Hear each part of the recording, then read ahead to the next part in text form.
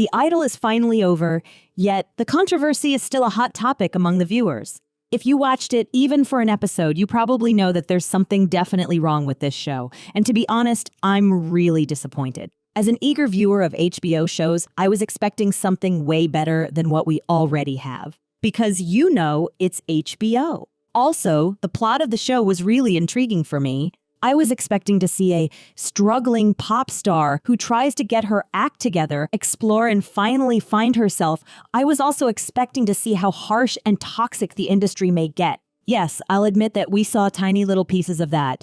But if someone asked me what this show is really about, I would simply say, I don't know. Figure it out on your own. Also, it was filled with misogyny, toxic relationships, torture porn, and more. But these are not the only reasons why this show was the worst HBO show ever. If these weren't included, the show would still be pretty bad. So let's see what are the things that made it the worst HBO show, shall we? First things first, I believe there's no proper storyline in this show. I felt like I was watching a series of messy incidents and they felt so random. Like someone might take a few scenes from the first episode and put it to the latest one, and I wouldn't be able to tell the difference if I hadn't watched the show.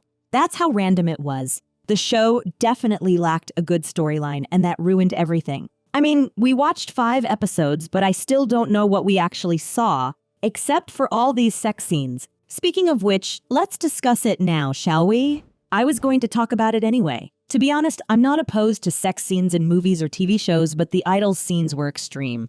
Most of the time, I felt like I was invading someone's privacy, and I felt sick. Do you remember the dirty talking scene? I don't know if I'll ever recover from that particular moment. The way they delivered those scenes were like fillers. It's almost like they couldn't find anything to show, so they decided to give us Lily and Abel making out and having sex constantly. Like I said, I'm not against it, but it was too much for me, and I believe they could have given us other dramas between characters instead of all these explicit scenes. Moving forward, we need to talk about the characters. In this show, we have lots of characters and we know almost nothing about them. Why show so many characters if you don't plan to give an insight about them? I remember there was a character and he had a tattoo on the back of his head and I don't even know his name. What was his purpose? To fill the scene?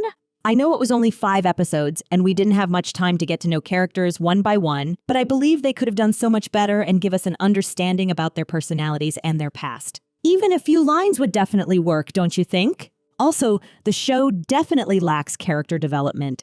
We see nothing has changed. The only difference is now Joss has more power than Tedros. The characters didn't learn or get better during all these episodes, and that's one of the reasons why I didn't enjoy this show. Like I said earlier, it was a complete mess. Everyone stayed in their box and didn't even try to get out of it. I personally love to see Joss getting more mature and decisive about being better. Instead, she lost herself again and again. No matter how she saw Tedros' capacity for being toxic and abusive, she accepted him once again. What was she thinking? As she has the power now, does she really think Tedros will treat her and others better? What a shame, Joss, you failed us.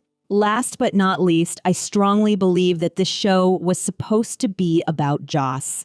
We saw her with Tedros more than necessary. If this show was all about her and her journey to feel better and explore her identity, I would definitely love it. But with Tedros, everything is so complicated that even the show itself can't focus on Joss. Imagine a show where we see a pop star who struggles to regain her power and goes through mental issues because of her past. No toxic man, no over-sexuality, nada.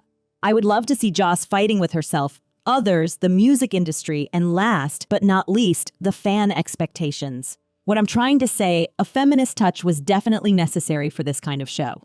Now, that would be the perfect show, don't you agree? That's all from me. Now tell me whether you like this show or not, and in either case, I want to know your reasons, so tell me more in the comments below. If you enjoyed the video, hit the like button and share it with your friends. You can also subscribe to my channel for more videos like this one. Thanks for watching. See you soon.